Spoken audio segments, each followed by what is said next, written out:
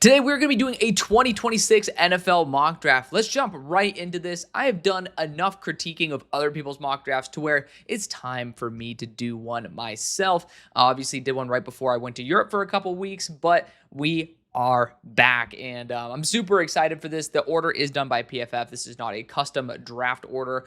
And we're going to be doing 3 rounds next week with both Broshmo on his show, but also on this one, I'm hoping to be able to launch our new sponsor of the show on that one, which I'd be super excited for, guys. It is going to be great. I'm excited to promote them. But, number one overall, New York Giants. We're not going to do trades because, again, let's just have a good time, kick back, relax, and allow this to be kind of like more of a learning session and more of an exploratory session than us being extremely critical, extremely complex.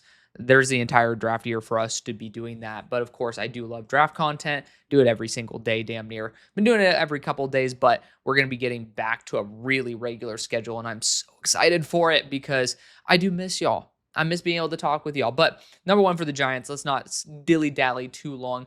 I do not think they're going to be at the number one pick.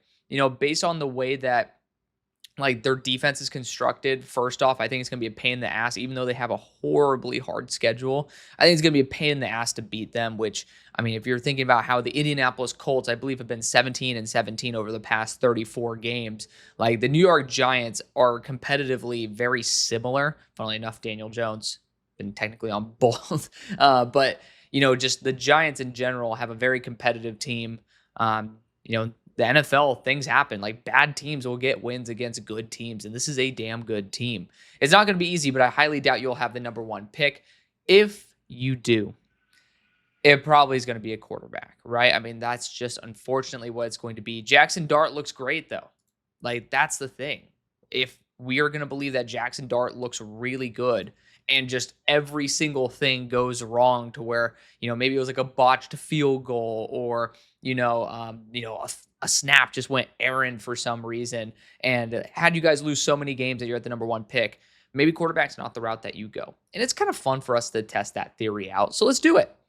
I said I'm not going to be complex. It's supposed to be a relaxing session. I'm already stressing out here, but I would end up trading out of this pick if that were the situation. Again, for the sake of simplicity, no trades. But the right tackle spot, I still think needs to be upgraded. Looking at the tackle class, which I have a video out on the show, as well as an extended version where you get to know the entire class over on my Patreon. The links are both below. But if you guys want to check it out, I ended up breaking down the tackle class, and I'm going to be honest, not that many good tackles. A lot of people, I think, are overvaluing the tackle class. Caden Proctor, a shit ton of projection. Francis Mauigoa, probably a guard. So we're talking about the guys that are the top 2 consensus, probably not being, worth remotely the value that they're suggested at the moment. I would love to be wrong, but, the guy who I really have faith in is Spencer Fano. He is technically my tackle too. Caleb Tiernan, I love to death, but you already have someone at left tackle. The beautiful thing about Spencer Fano is he is a right tackle. And if you are going to just say we're going to go trenches, of course a trade back would be logical. No trades in this. We're going to go after Spencer Fano here, tackle out of Utah. I think he's add a little bit more weight, which I do believe over the offseason process, he should get to 310, 315. But hyper aggressive, good arm length, and just really good mobility, really good consistency. He's a nasty finisher as well. And so I would just say definitely a great pairing there to Andrew Thomas.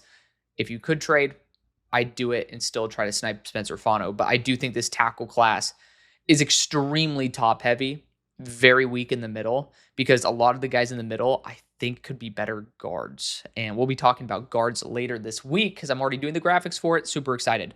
At number 2, we have the Cleveland Browns, which this would probably be the quarterback situation because, let's be real, similar to what I'm talking about with the Giants, the Browns also have a pretty underrated roster. But they're just in a very tough situation quarterback-wise. Shedeur looks good. That's amazing. The problem is you can't win Super Bowls with good. And if you're sitting at number 2, do you believe Shedeur could be great? If you do, then you pass on one right here, and then you just end up locking in the best player available, which we are not considering. I should have said this way earlier, and I apologize for it. We're not considering Arch Manning to come out. I already know the Giants fans are going to be pissed I didn't take Arch Manning. But he's not going to be coming out in this. That's my little caveat, my little a little special twist because it pisses me off when the Mannings are like, he's not coming out, and everyone's like, we're going to put him in our mock drafts. I think that's a little bit disingenuous. But sitting here at number 2, though, for the Cleveland Browns, you just look at what they've done. They've invested a lot in that quarterback position, but not necessarily the high value picks, not the high value trades.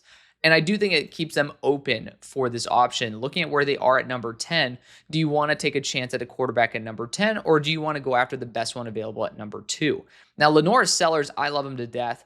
He will be dropping just slightly, even though he'll still be my number 1 player. His overall grade will take a small dip, and that is because I personally think that timing mattered a lot more than what I gave it credit for. Lenore's biggest issue is holding onto the ball for too long. After watching Joe Milton in person, seeing him hold onto the ball, and I'm like, literally like, get rid of the fucking ball, Joe. It just ended up kind of like striking a chord with me where it's like, yeah, you do need to have you really need to be able to throw with the right timing. So that being all said, I do think this is a perfect situation to see, Lenore Sellers needs some time to develop. I think he could also end up returning to school. To me, he's the best player in the class if he hits. And it's a big risk, but I don't like being overly risky. There are just some players I'm willing to bet on. And the plays I've seen Lenore make, I don't see with pretty much anybody else that I've studied in recent memory. I mean, Anthony Richardson scared the shit out of me. I still had a lot of faith that he could end up working out, and he's still so young. I'm not going to write him off. I do think that, it was, unfortunately, injury really hampered the ability for us to see a fully healthy, fully seasoned AR. But, I do think Lenore's is going to be a different story. And Lenore's issues primarily pertain to timing. And that's something that, as a first-year starter, probably happens, especially when you're facing some pretty damn tough teams. I would say that, with Anthony Richardson, it was randomly shanking a lot of passes. It's very mechanics focused. So Lenore's, I do have a lot more faith in. And if you need to sit him for a year while Shedeur ends up taking, that starting role, that's going to be great for Lenore's, and it's good for Shedeur to get that exposure as well. I think it's a win-win situation. At number 3 for the Tennessee Titans, Caleb Downs would be an intriguing option, but one that I just saw very recently, as of I think yesterday's video that I posted, is wide receiver with Jordan Tyson. And edge rusher absolutely is a need. I think it's a first 2-round kind of need. Edge rusher has legit talent. Like Malachi Lawrence, you see where I have him on my board. These are all 22 grades. I am completely, and I mean completely transparent. And I'm willing to be wrong. But I owe you guys honesty. You guys see a lot of draft boards, and a lot of them aren't 100% honest. I know there are quite a few people out there that do have the balls to be like completely honest, completely right, or completely wrong. And, I respect those people. And if I'm going to be wrong, I want to be wrong and honest rather than wrong and kind of being a pussy about it, just to be completely vulgar. But I think Jordan Tyson, I love him to death. The edge class, because of guys like Malachi Lawrence, I do have faith there in that round number 2 territory to get someone really damn good, versus in the wide receiver category, I have more reservations. Like Noah Thomas, I really like him, but I do think that Jordan Tyson is that alpha number 1. And I think that provides a little bit more value than maybe what Noah Thomas could in that second round territory. And you guys see where I have Noah Thomas on my board at 16. I like him a lot, but there is also some aspects of his game that I don't think are as complete as Jordan Tyson. And of course, with Noah Thomas being at Georgia, I don't know if we're going to see very much more of that. I still have no idea why him and Zachariah Branch ended up going there, but conversation for another day. Number 4 for the New York Jets. Again, this is a perfect situation to go after a quarterback. Only one has gone. Of course, technically 2, because I'm not having Arch Manning coming out in this. But based on the Jets offense, how they're going to construct it around Justin Fields' athletic ability and probably trying to use him as a game manager, that is just a hand-in-glove fit for Cade Klubnik. Like, it really is perfect for him. Doesn't have the arm strength that Justin did, especially when you're thinking about him back at Ohio State. But Cade Klubnik has improved year over year. I like Drew Aller on par, if not a little bit more than Cade Klubnik. I do think Cade's getting a bit overrated, but he is a very safe prospect. He kind of feels like the Shedeur Sanders of this class, maybe without those off-the-field concerns. So that's honestly, especially for a team that is as talent level solid as the Jets, would be a really solid option here. Now, if you want to go swinging for the fences, you go Drew Aller. Him and Cade Klubnik have both been taking massive progression steps year over year. And something I loved about Jalen Hurts coming out was that he continued to be himself and improve year over year. And why I believed in him when he was on the Eagles is like, this guy's work ethic is going to be to where he gets better every single offseason. It's someone that you bet on for the long run. I think Cade Klubnik and Drew Aller have done a fantastic job of that. Now, Drew Aller has taken huge strides as a passer. Cade Klubnik all around has done a really good job improving. I think with Drew Aller, you could get some Anthony Richardson scares because Anthony also had those mechanical errors that led to inaccurate passes, and, that could end up scaring teams off. But I will say I'd like to toss Drew in there because he has superior size, superior arm, and his left tackles on the team in Olu Fashanu. But I will be going Cade Klubnik because I do think the offense is going to be constructed for someone who's a bit more like Cade Klubnik, and hopefully, maybe they won't be abandoning said offense. And number 5, we have the New Orleans Saints. And, again, if you have Nussmeier's dad on the squad in the office, you're probably going to be going Garrett Nussmeier. I do think that the second round pick on a quarterback was, it's understandable because it's a second round pick. You can end up getting off of it. It's like going to be someone who maybe could be a movable commodity for a third round or a fourth round pick. So you're not losing a ton of value while still taking a chance on someone like Tyler Shuck. But I'm personally going to be looking at Garrett Nussmeier here, even though I'm not the biggest believer in him. Apparently he's up to 205. Let's go. But it's like, I do think that, nepotism does matter. And this is both a positive and a negative thing. Like, if you're going to your dad's system and, it makes sense. You're going to be in your best situation. And I wasn't the biggest Jackson Dart guy. And early on, that doesn't look great. Of course, Daniel Jones looked like a superstar in his first preseason. So let's not write any conclusions yet. But with guys like Jackson Dart, when I see them go to the perfect situation, I have a lot more faith in the guys who I might like more, but go to a spot where I don't feel very comfortable. So I do think Garrett Nussmeier, even though I'm not as high on him as some other individuals, I do think that this is the perfect opportunity for him to be in a very comfortable environment. Maybe LA would be the other spot I would like more. But we have 3 quarterbacks going in the top 5. I do think that's going to happen this year. But, again, it's also heavily dependent on the fact that the Saints have a familial connection to Garrett Nussmeier. At number 6 for the Carolina Panthers, it's just like, lock it in when you can. You have Peter Woods here, which is great, or Caleb Downs. I'm going best player available. And the defensive interior class, I think, is very underrated. Some people really don't like the class. Some people, like myself, think that there's a legit amount of talent in there. So I'm going to be going after Caleb Downs here because, personally, I think he is the best day one talent in the draft. It's just Lenoris has that potential to be someone truly in a different realm. At number 7 for the Las Vegas Raiders, I just can't see them being here at number 7, but it would be because of the defense, not because of the offense. And to be able to fix that, do you want to go back to Clemson and go after another defensive interior? I actually might.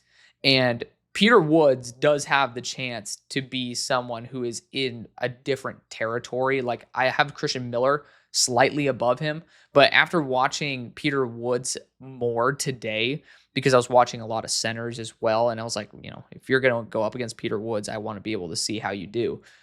Peter Woods is an absolute animal, and I would be terrified if I'm an interior offensive lineman in the NFL of going up against Peter Woods, because when he is like fully turned on, he is unstoppable. At number 8 for the Indianapolis Colts, quarterback would be the obvious option here. Unfortunately, it's just a very tough situation to be in. Now, here's the thing. A lot of people will just insert Drew Aller because he's the next best quarterback. But let's look at what the Indianapolis Colts are going to be sitting there thinking. Well, we took someone who is large, has a big arm, but had mechanical and accuracy concerns. Probably want to avoid said issues. To just try to if you're going to be willing to deal with that, deal with AR for another year, right? I know health is the biggest issue at the moment, but let's be real. When he has been healthy, there are some issues for sure. I do think Drew Aller is a better processor than Anthony Richardson was coming out. He's far more seasoned as a quarterback, but the player I'm looking at right now is Fernando Mendoza. You could also toss in John Mateer. John Mateer, the gambler. There's some stuff about Venmo that came out with him doing some potential gambling stuff. But John Mateer would be fun in this system. I would actually be looking at Fernando Mendoza.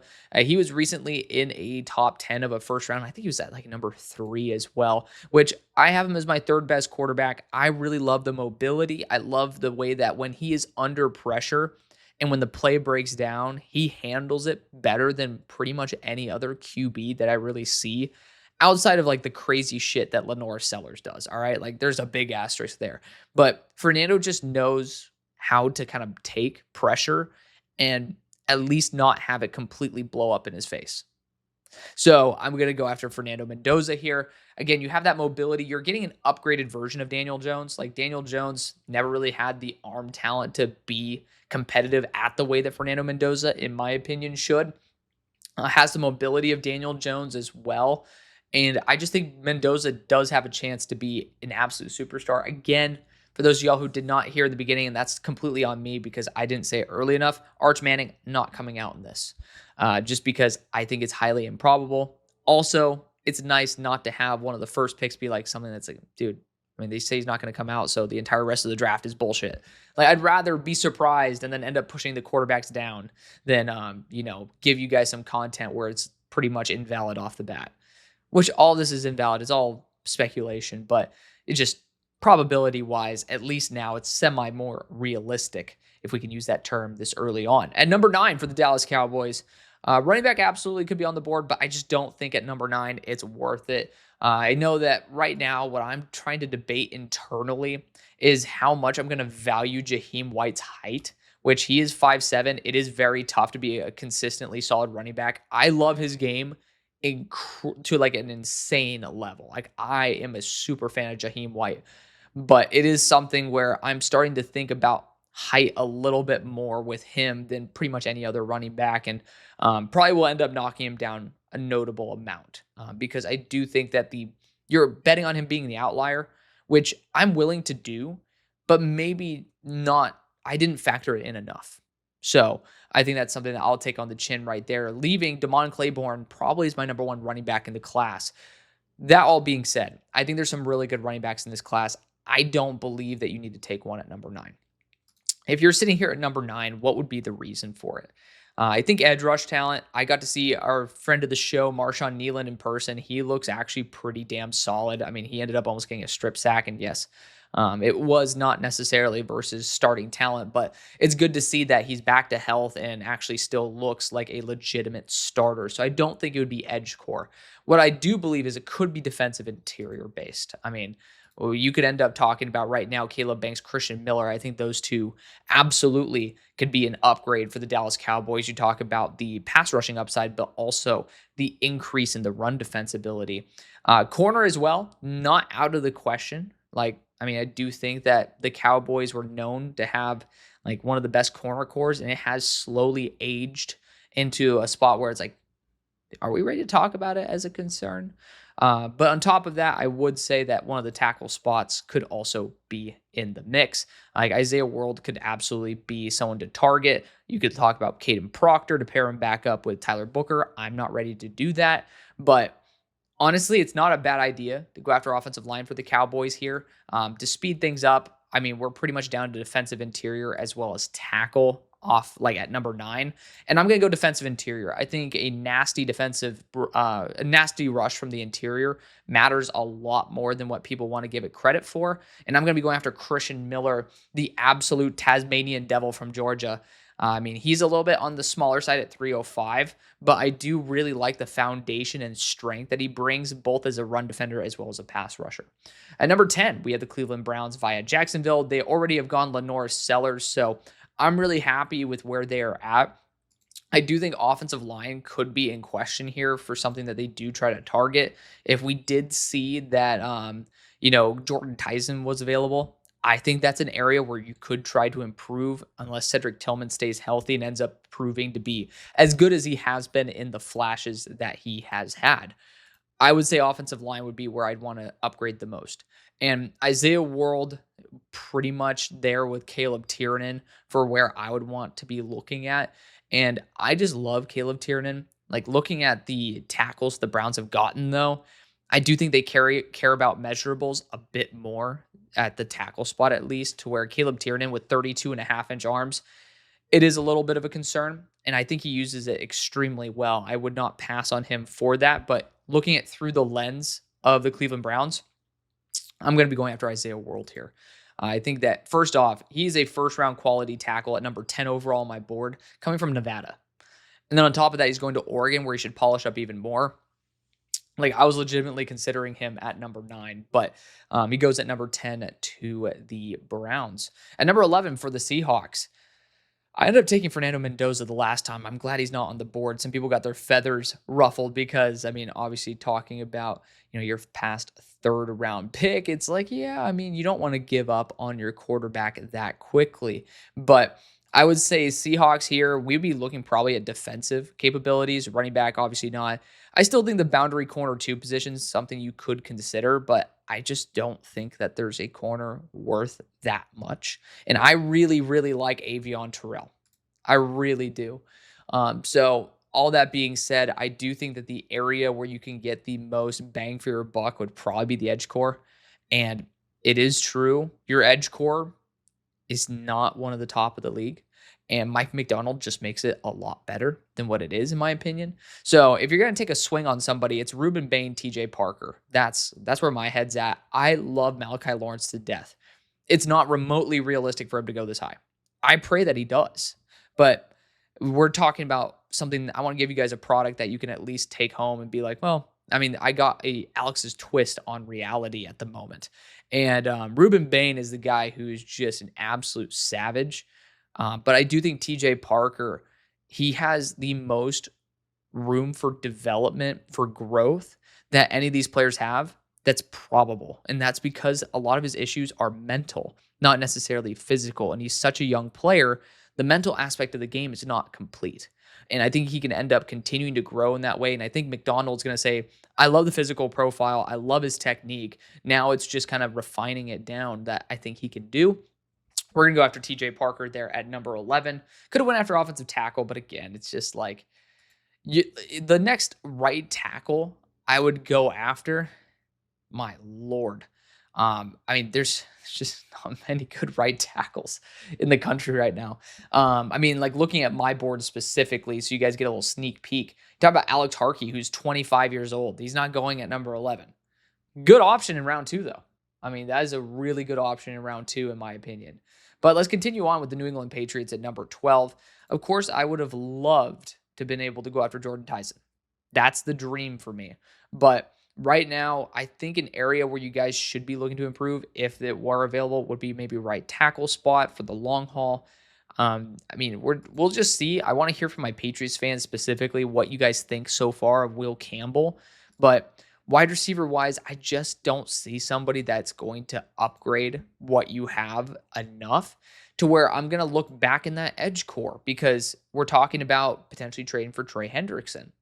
Well, if you want someone who has that physical profile, you're talking about LT Overton, Keldrick Falk, and Ruben Bain. Tyreek Sapp to me is just not that good.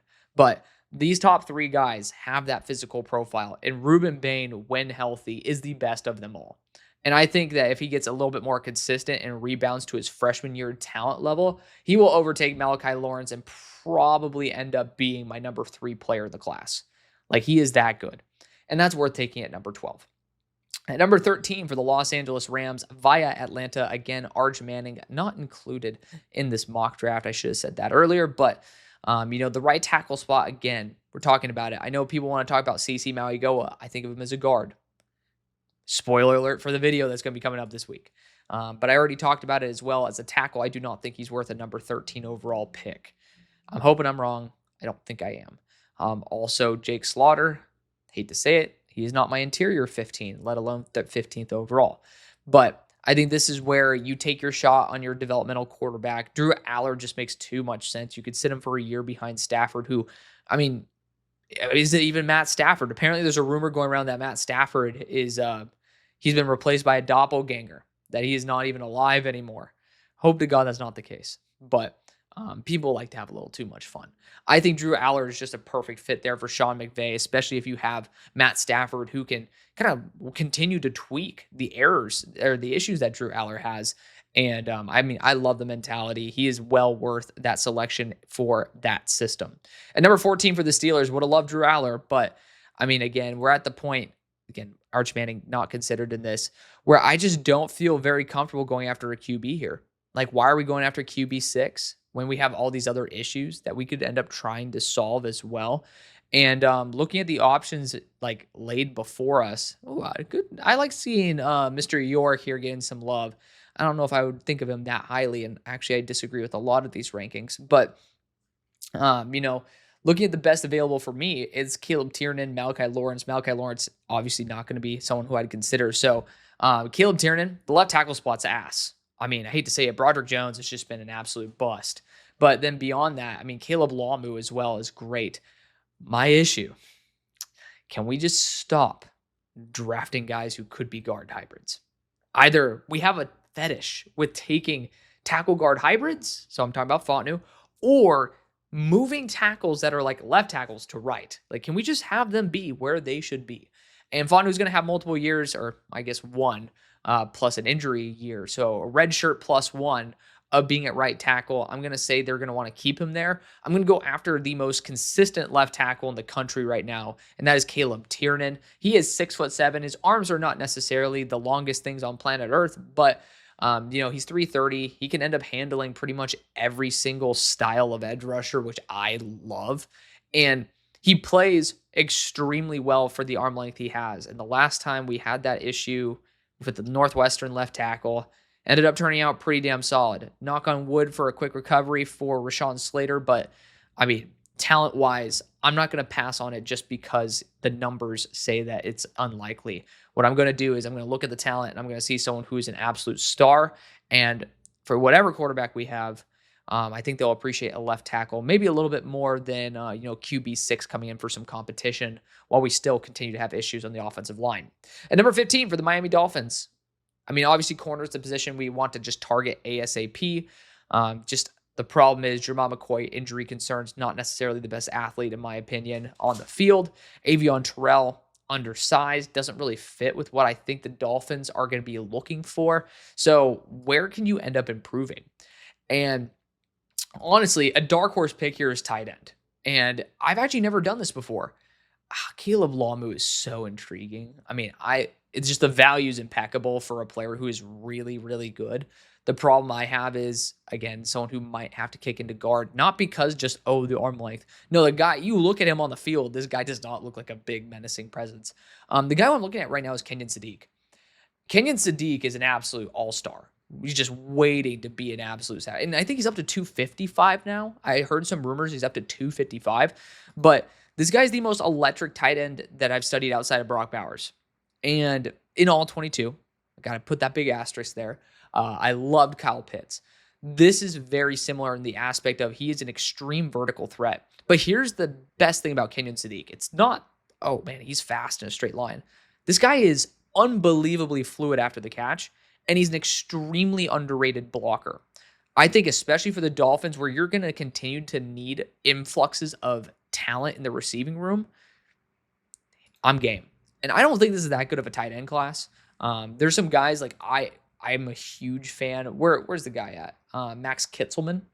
Kitzelman's at 27 for me. Like Tennessee's tight end, I think he does a really good job. Does not get the love he deserves. Will probably end up being a day 3 or UDFA pick, but I think I really, really like him. But it's like you look at the tight ends in this class, all of them are undersized. Hold up. Kitzelman's ranked 126. I really do like this guy. 300 yards. Love it. But I mean, you're looking at a very few select players here that are worth these picks, and all of them are undersized. Sadiq, if he get up to 250, and some people say 255, one of the rare guys who actually built to play tight end really well in the NFL. Number 16, though, for Chicago Bears, I don't think I could ignore Jeremiah Love at this point. Sometimes there's just a player that makes too much sense. So I'm going to be going after Jeremiah Love. I mean, hate to be boring, but again, this is going to be the pick, right? Like running back matters a lot. Ben Johnson is going to want to complete his offense, and this is the best overall running back in the class. I love Damon Claiborne. He is not the 3-down back that Jeremiah Love will be. So, big fan of Jeremiah Love. Number 17 for the Arizona Cardinals. Really like the idea of going and upgrading that right tackle spot. Again, Francis Mauigoa, I just don't trust it. That's my thing. I just don't trust him. And, I mean, Caleb, what the fuck? Sorry for the language. But, Trev. This can't be updated. I mean, if those of y'all who I've watched the stock exchange video. It's just been a hot minute. There's no way he has Caleb Lamu this low. That's actually kind of looty. By looty, I mean ludicrous. That's crazy to me. But, and then Jenny's Dunker up at 70. I know there's some people who think Jenny's the 3rd rounder. I just cannot see it with that guy. Lamu would be this is mid-first, mid to late first, the late mid-first. There we go. To where I'd be looking at someone who could potentially switch like Lamu. I didn't think the value is just incredible right now. Tight end wise, you guys are secure. Quarterback, if you're at number 17, you could try to take a look, but again, so many quarterbacks have been taken. Somehow, if Sam Levitt takes a superior jump, it could be a good fit. I doubt it. Running back, if Jeremiah Love were here, would consider it. But I mean, honestly, you just got to go best player available, and you could try to continue boosting the defensive lines and such because some damn good value here. But actually, yeah, I mean, I'm actually pretty happy with the idea of just going after best player available, and that usually works out. If Lamu has to play guard as well, has to happen. But you're going and taking the best player available, who is young, who is nasty. Caleb Lamu, the only problem is that he's condensed. He's kind of small. But I mean, hell, you're getting somebody who I have ranked at number 9 overall on my board. Tell me how that's a bad idea. That's a damn good investment to me. At number 18 for the Minnesota Vikings, we could talk about corner here. Definitely a position where I think you should be focusing on. Defensive back absolutely could end up being another one in there. But, I mean, if you're sitting there at number 18, you've revamped your offensive line. You're good there. Running back, I still think you're good for a little bit longer to where we're not going to be forcing ourselves to go after a position that we don't necessarily want. I do think that you guys have done a good job patching up the defensive interior. The edge core, I still love the idea of continuing to see Dallas Turner flourish. It's really down to the defensive backs here. And I think at a certain point, you got to go with your gut. And, I mean, Jermon McCoy's the popular opinion. I'm going to go Avion Terrell. And the reasoning is, one, I think Avion's better. But secondly, and more importantly, it fits with the criteria of what we've seen the Vikings go after. I mean, you look at Isaiah Rodgers. I mean, that's the one that I'm really heavily basing this on. But, I mean, we're talking about 5'3" and an attitude. Remember that whole spiel? Yeah, I mean, I think Avion Terrell is the exact fit. You're getting a better version of Isaiah Rodgers, and that is really good. NFL bloodlines. Avion Terrell's a damn good dude, and he's number 20 for me, 18 overall. I'm happy with that. We'll scroll down a little bit to where we get, we'll scroll Malachi Lawrence out of there just so you guys don't have to see that anymore.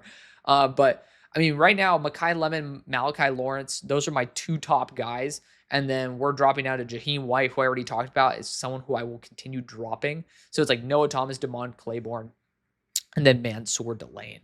Well, for the Broncos, RJ Harvey's looking like someone that they're going to want to use in. Apparently, Gruden said 300 touches. We'll see if that comes to fruition. I do think someone like Max Clare could end up being someone they actually really like. My problem is that there's a lot of players in this class I like a lot. One of them being Justin Jolly, who's a complete vertical threat. I highly doubt he's 251. But, I mean, he is ridiculously talented. I mean, I was just jaw dropped to the floor. Where do I actually have him? So Raritan, I love him to death from Notre Dame, and he's not.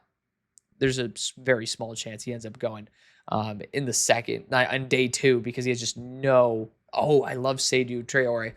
Yeah, Justin Jolly is 66 for me. But there's some really good tight end talents in here. Eli Raritan, somebody who will not be on this. Yeah, he's not on this. Who I just fell in love with. Regardless, let's talk about the Broncos pick here at number 19. I personally really do like the idea of going Max Clare because you have that Joker style of player. It's a tough spot to be in, though. I mean, personally, you could actually continue to develop the defensive line as well. I do see them needing some defensive talent. And, with Lee Hunter and Caleb Banks here, Very hard to say no. I'm a huge fan of Lee Hunter, someone who is just an absolute wrecking ball in the defensive interior. Caleb Banks, though, has like those 35-inch arms.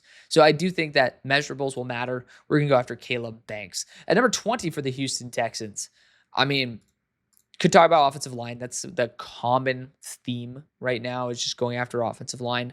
Not going to do that myself. I do think that I've kind of out offensive lined myself, at least for the tackles. Guards, I'm open. There are some guys who I do have in this range, but I will say probably not the area where I would see the most growth. I do think running back's an underrated position to target at this point. That being said, I kind of want to put it on the back burner outside of maybe Damon Claiborne, which do they even have? Of course, they don't have Damon Claiborne in here. Oh, guys. I know it's just Trev has so much on his shoulders. I have undying respect for Trev. It is a little frustrating because, I mean, there's just other mock draft simulators that you guys ask me to use, and I'm like, I pay for this, and it's a good simulator, so where I want to use it. There are moments where I'm like, man, I mean, this PFF is the draft. Like, I know it's like football as well, but they're very heavily draft focused. But regardless, I'm looking at these options, and actually, I think I'm going to go after Damon Claiborne here out of Wake Forest. We're just going to say, screw it. We're going to have to go after a placeholder, which, who do I love? we'll have Jaheim White. He's not going to go in the first. Jaheim White's going to be the placeholder, even though I actually have him this high. I just don't see him at 5'7" being looked at as a day 1 or 2 back. Damon Claiborne out of Wake Forest. Really, really good back. So even though it's going to say Jaheim White, and it's going to be like, the hell? I just want to give my boy Jaheim an ADP boost. At number 21 for the Green Bay Packers, another team that just really needs that cornerback situation filled out. But you just got to go best player available, brother. I mean, I hate to say it, but I'm looking at LT Overton here, and just the value is too good. Keldrick Falk, the value is too good. You just can't say no to that over going after a corner you don't feel fully comfortable with. That's how you build rosters. That's how you build dynasties. We're going to go LT Overton. At number 22 for the Tampa Bay Buccaneers, I would have loved for someone a little bit on the lighter side to be here at the edge rushing position, which, I mean, David Bailey is someone who I've done for them or used quite a few times. Malachi Lawrence, I think, is a good option there in round number 2 to where I feel comfortable maybe looking elsewhere. That elsewhere, though, that's the question. They invested heavy into their defensive backcourt to where I feel very comfortable with it. I think this is where we look at our first linebacker. And the linebacker I'm going to be taking this time, yeah, what the hell? Why is Sonny all the way down here? I'm going to be taking Sonny Styles. I think that his game has popped to me more than Anthony Hill. And so I'm going to be going after a superstar there in Ohio State with Sonny Styles. And number 23 for the Los Angeles Chargers, this is a quick one to the podium. We're going to go Keldrick Falk. Need an edge rusher, got an edge rusher, and got damn good value for it. Big fan about Keldrick Falk, especially if he's going to continue losing some frame. And then you end up going to a team where Keldrick Falk would have been really nice, which is the Commanders. They continue trying to acquire more offensive line talent, which is a little confusing to me. I mean, you just have too many cooks in the kitchen at this point. That's my honest opinion about them going so heavy on all these, but you guys are going to do what you want to do. I do think this is an area where we could end up seeing another edge rusher, though, because Denis Dennis Sutton, someone who I put consistently to y'all in the first, but I'm talking about David Bailey here. David Bailey is someone who is going to be extremely high floor, very experienced, going across. I mean, he made himself a 90 PFF grade at Stanford. But on top of that, super high IQ, just good at everything. And when you ended up adding Von Miller, it showed to me that you guys are open to maybe not as big of edge rushers I thought I would want to kind of pinhole to y'all, like Denis Dennis Sutton. I have a higher grade on David Bailey, so I'm actually going to be going after David Bailey. Really big fan of him. Texas Tech this year looks awesome. Like, very underrated team to make a run. And number 25 for the Cincinnati Bengals. Interesting spot being just, at 25 especially, it's like, why would you be there? But I think running back, you guys probably have it down pat. Tight end, you have a lot of options. It seems to be an intriguing spot for free agent tight ends based on the fact that, of all places, Noah Fant ended up choosing to go to y'all. I'm surprised it wasn't Miami, but is what it is.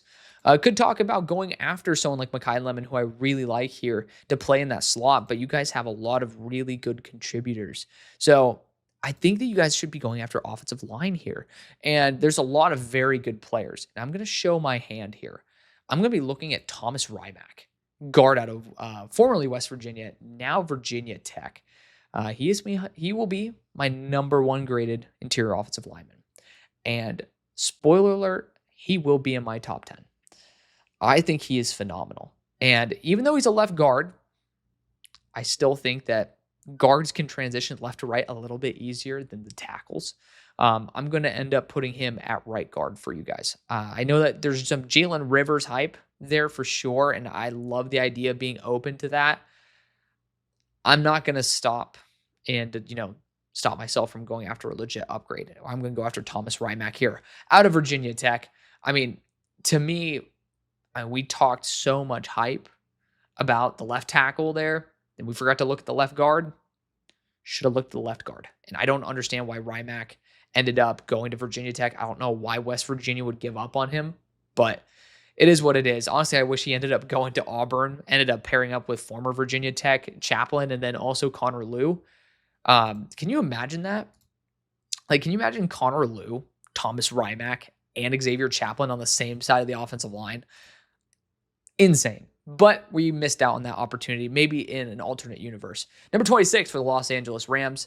You could have went Francis Maigoa there as well, but I do have Thomas Rymack higher graded. But for the Rams specifically, we already gone after a quarterback there. This is where you could take a shot on Jermod McCoy health-wise. That is like now where you could feel a little more comfortable in that situation. You could try to take Caden Proctor, develop him at right tackle. I'm not really fucking with that idea. Linebacker-wise, don't see them valuing linebacker enough to where I would feel comfortable, even with Anthony Hill at this moment.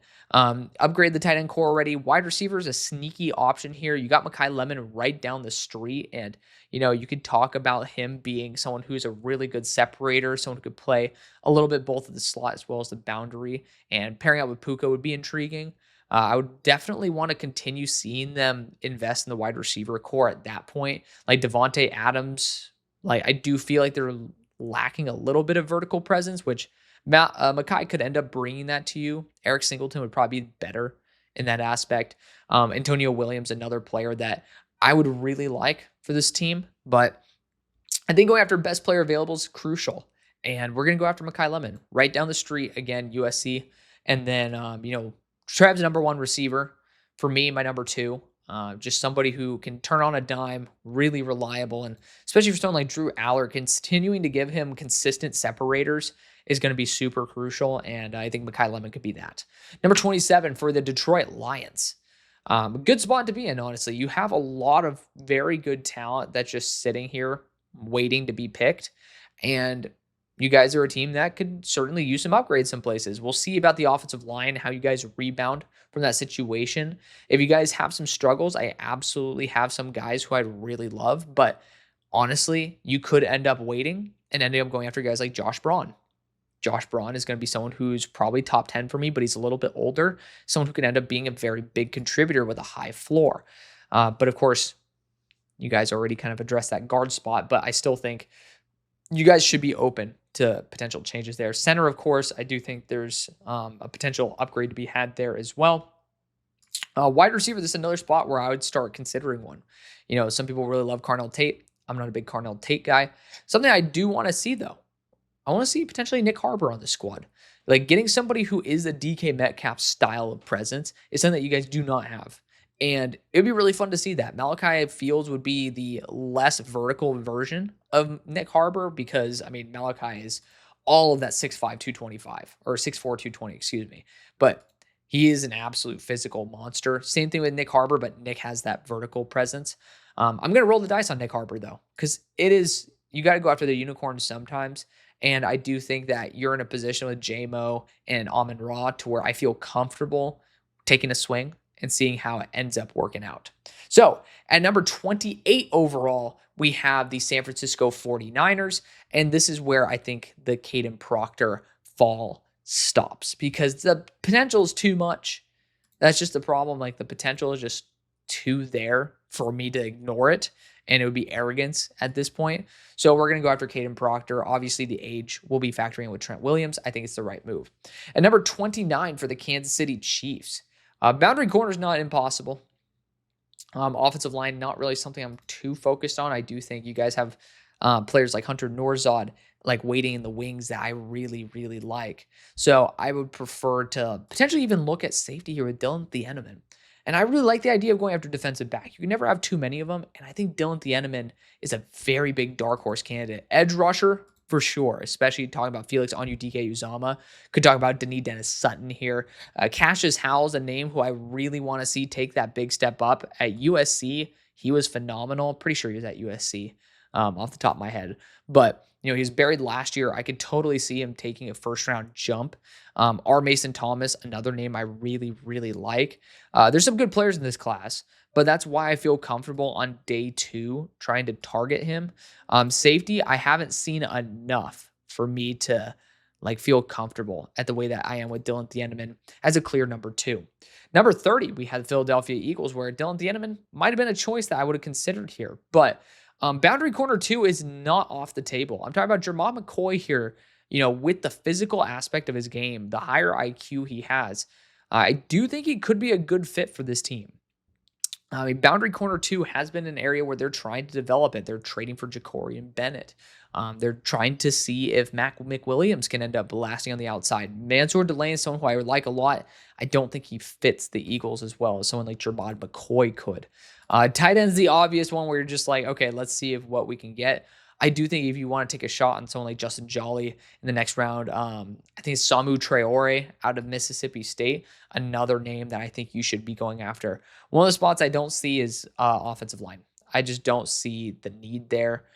So I'm just not going to do it. But you got guys like AJ Harris as well, who are very smart in zone coverage to where I feel comfortable potentially going after a corner here. It's ballsy to say that, but I'm willing to be ballsy for the Eagles because that boundary corner 2 spot, you see the amount of moves they've made trying to patch it. It would be really nice to have Darius Slay there right now and have some stability. And maybe Jacorian Bennett could provide that for you. Maybe Mac McWilliams, who I love, could provide that for you. But Jermod McCoy, I think at the moment would be one of those guys who I think could end up being a big, big win. At number 31, we have the Baltimore Ravens. And Francis Mauigoa would be intriguing to put on the interior of the offensive line at this point. I do think that interior offensive line is something they could try to go after and upgrade.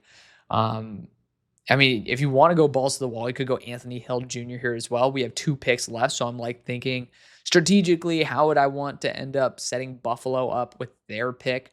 Denzel Boston, another name I'd love to toss in here, but Anthony Hill Jr., I just don't know if the Ravens are going to be that excited to go after a linebacker. But I do think interior offensive line has degraded more than what we want to admit. And as much as I would love for you guys to be like the Steelers and just slowly watch your offensive line prowess kind of fade away, I'm going to do what's in the best interest of y'all. And I'm going to go after Francis Mauigoa because you guys go BPA every damn time. And I'm going to put him on the interior of the offensive line where I think he belongs. And at number 32, let's end off with a boring one. Anthony Hill Jr. is arguably the best linebacker in the class. I had Sonny Styles go above him, but if Sonny were here, I'd be heavily considering him here as well. Linebacker is an extremely underrated need for y'all. Deontay Lawson, another name you should toss into this mix. But Anthony Hill is a young, explosive, talented player. He does have those games where he'll statistically let up a notable amount of yards, and he has a lot of room to grow. But the ceiling's sky high. It's very rare to have very good linebacker play in the NFL at this point. There's a lot of guys who are kind of just piecing it together and are not consistent enough to be those top end guys. But Anthony Hill has a chance to be that. And at number 32, I think it's worth the risk. So that's going to be the video. Thank you again for watching and supporting the show as always. I love you guys for being able to show all the respect that you guys have had. Again, for those of y'all who are seeing Jaheim White, I'm not taking him. It was Damon Claiborne out of Wake Forest. But outside of that, I don't think we had a placeholder, which makes me really happy. But thank you guys again for showing all the love and support that you do. We're going to be getting into those 3-rounders as of next week, and I am so excited. Get excited for the Garden Center video too. Putting a lot of work into that, so I hope you guys enjoy. Thank you again for watching. See you later. Peace.